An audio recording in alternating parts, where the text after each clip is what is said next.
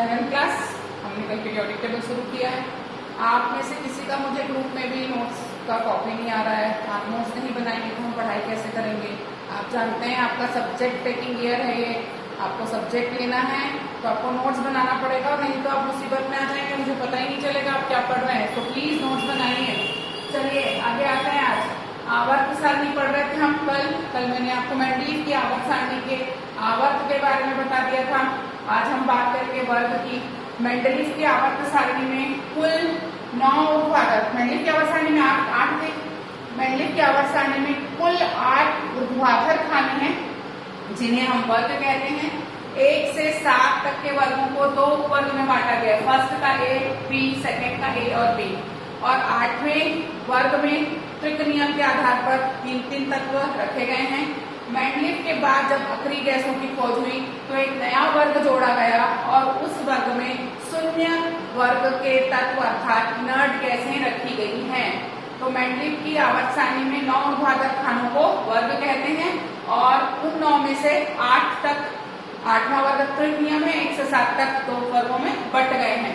आज बात करते हैं पहले वर्ग की विशेषता की। मेंडलीव ने अपनी आवर्त सारणी में वर्गों को ऑक्सीजन के सापेक्ष उन तत्वों की संयोजकता के आधार पर वर्गीकृत कर दिया। संयोजकता यानी किसी तत्व पर पाए जाने वाले आवेश की मात्रा। आपको ये बिल्कुल दिमाग में रखना है कि ऑक्सीजन की जो संयोजकता होती है वो ऋण 2 होती है और जितनी ऋण संयोजकता होगी उतनी धन संयोजकता होनी जरूरी है। चूंकि सोडियम 2 है तो 1 पर 1 धन आवेश आएगा तो 2 पर 2 धन आवेश आएगा, 2 बराबर हो जाएंगे। अतः सोडियम को आप रखेंगे पहले वर्ग में। उसी तरह से मैग्नीशियम की जो संयोजकता है वो भी 2 आएगी। ऑक्सीजन की ऑलरेडी 2 है, इसको दूसरे वर्ग में रखा जाएगा। एल्यूमिनियम की 3 आती है, 3 दूनी 6, 2 तिया 6, तो ये भी तीसरे वर्ग में रखा जाएगा। सिलिकॉन की 2 दूनी 4, तो इस पर +4 आएगा। जितना ऋण उतना धन मैंने बताया, तो ये चौथे ग्रुप में रखा जाएगा। फास्फोरस की संयोजकता आ जाएगी 5। ये देख लीजिए 5 दूनी 10 है ना। अगर P2O5 करूंगी तो ये दिख रहा है आपको 10 दूनी 20 और 4 पंचे 20, तो ये हो जाएगा आपका 5th ग्रुप। SO3 3 दूनी 6 और ये +6, ये आ जाएगा 6वें ग्रुप में। और Cl2O7 7 दूनी 14, 2 सत्ते 14, तो ये आ जाएगा 7वें ग्रुप में। इस प्रकार से मेंडलीव ने ऑक्सीजन के सापेक्ष उन तत्वों की ऑक्सीकरण संख्या के आधार पर उनको 1 से लेकर 7 वर्गों में वर्गीकृत कर दिया। 8वें वर्ग में मैंने बताया त्रिक नियम का पालन हुआ है। दूसरा गुण जो है किसकी वर्ग की दूसरी विशेषता है, एक ही उपवर्ग के तत्वों के गुणों में समानता और दूसरे से भिन्नता। एक वर्ग में 2 उपवर्ग हैं, एक ही वर्ग में 2 उपवर्ग में इस उपवर्ग के सारे तत्वों के गुण एक जैसे होंगे, इस उपवर्ग के सारे तत्वों के गुण एक जैसे होंगे, लेकिन इन दोनों में आपस में कोई समानता नहीं पाई जाती। ये क्षार धातुएं हैं, ये सिलिका धातु है, दोनों का कहीं कोई मेल मिलाप नहीं है। ये बहुत बड़ा ड्रॉबैक था मेंडलीव का, है ना, कि एक ही वर्ग के 2 वर्ग के तत्वों में कोई कहीं समानता नहीं है। उसके बाद तीसरा गुण है भौतिक गुणों में परिवर्तन। मेंडलीव की आवर्त सारणी में आप जैसे ही आवर्त और वर्ग में बढ़ेंगे उनके भौतिक गुण बहुत सारे पढ़ेंगे आप आगे जैसे क्वथनांक पढ़ेंगे जिसको बॉइलिंग पॉइंट बोलते हैं, परमाणु त्रिज्या पढ़ेंगे, आयनन विभव पढ़ेंगे। तो इन गुणों में क्रमिक परिवर्तन दिखाया जाएगा, कहाँ, वर्ग में भी और आवर्त में भी, जो आगे आप इस चैप्टर में पढ़ेंगे। तो ये थी आपकी वर्ग की विशेषता। अब बात करते हैं अपन आवर्त की विशेषता की। आवर्त की विशेषता में अगर सबसे पहले आऊं तो ऑक्साइडों की अम्लीयता और क्षारकता का क्रम। अगर आवर्त में मैं जाऊं तो ये जो मैंने ऐसा खड़ा लिखा है वो आधा हो जाएगा और ये हो जाएगा आपका प्रबल क्षारी, ये हो जाएगा क्षारी। उभयधर्मी किसे कहते हैं, जिसमें अम्ल और क्षार दोनों का गुण होता है। फिर ये हो जाएगा दुर्बल अम्ली, फिर हो जाएगा अम्ली, और ये हो जाएगा प्रबल अम्ली, और ये हो जाएगा प्रबलतम अम्ली। तो जैसे जैसे ऑक्सीकरण संख्या बढ़ती है अम्लीयता बढ़ती है और क्षारकता घटती है। ये पहला आवर्त की विशेषता है। दूसरी विशेषता है संयोजकता। संयोजकता में देखिए मैंने 1 से 7 तक का वर्ग बनाया है और इन तत्वों को लिखा है। अगर लिथियम के साथ हाइड्रोजन है तो ऑब्वियसली वो लिथियम जो है धनावेशित होगा, तो इसकी संयोजकता +1 होगी। बहुत इंपॉर्टेंट चीज है। यहीं से आप किसी वर्ग के आवर्त के संयोजकता के आधार पर आप किसी भी तत्व की संयोजकता निकाल सकते हैं। पहले वर्ग की संयोजकता हमेशा 1 होगी क्योंकि पहला वर्ग जैसे ही 1 इलेक्ट्रॉन जाता है अक्रिय गैस की संरचना को प्राप्त कर लेता है। कोई भी तत्व आवर्त सारणी में अक्रिय गैस की संरचना को प्राप्त करने का प्रयास करता है, इस चीज के लिए चाहे उसे इलेक्ट्रॉन ग्रहण करना पड़े या उसे त्यागना पड़े। ये 1 त्याग सकता है, ये 2 त्यागेगा इसलिए +2 होगा, ये 3 त्यागेगा इसलिए इसकी संयोजकता +3 होगी, ये 3 4 ले भी सकता है और 4 दे भी सकता है इसलिए इसकी +4 -4 होगी। ये 3 ग्रहण करेगा, ये 2 ग्रहण करेगा और ये 1 ग्रहण करेगा इसलिए -3 -4 -1। इस चीज को समझिए अब कैसे ग्रहण और कैसे वो होता है।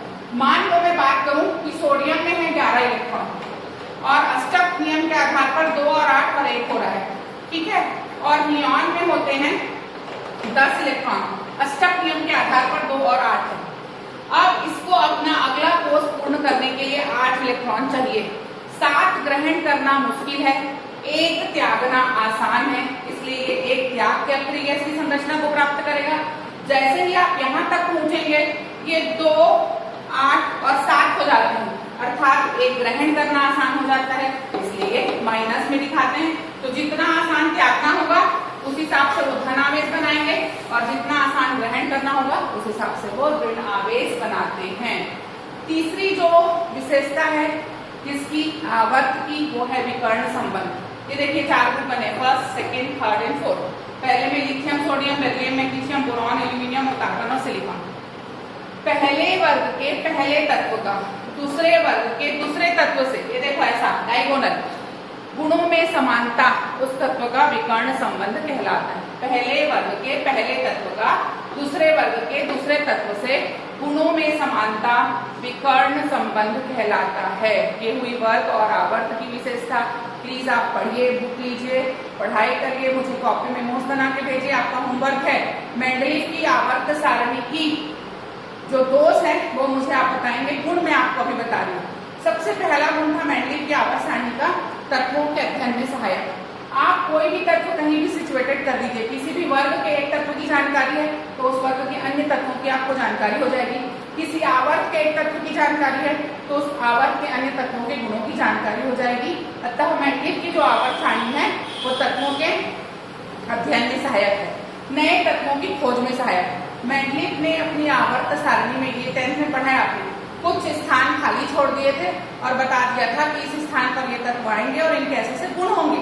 तो जब खाली छोड़े थे तो उनका नाम दिया था एका बोरॉन, एका सिलिकॉन, एका एल्यूमिनियम। जब वो तत्व खोजेगा स्कैंडियम, गैलियम और जर्मेनियम, उनके गुण वैसे ही थे जैसे मेंडलीव ने बताया। तो ये जो उन्होंने प्रेडिक्शन किया था वो सही हुआ।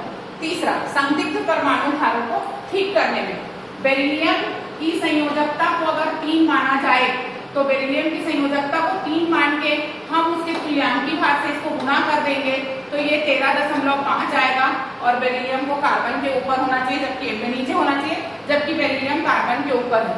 तब बताया गया कि बेरिलियम की संयोजकता 3 ना होकर 2 है। जैसे ही 2 से गुणा किया जाएगा तो ये 9 आएगा और ये सही माना गया। तो तुल्यांकी भार और संयोजकता के आधार पर संदिग्ध परमाणु भारों को ठीक किया गया। किसी भी तत्व की संयोजकता और उसके परमाणु भार के आधार पर उसके तुल्यांकी भार की गणना की जा सकती है। अतः तुल्यांकी भार गुणित संयोजकता करके आप परमाणु भार को भी ज्ञात कर सकते हो। ठीक है, थैंक यू।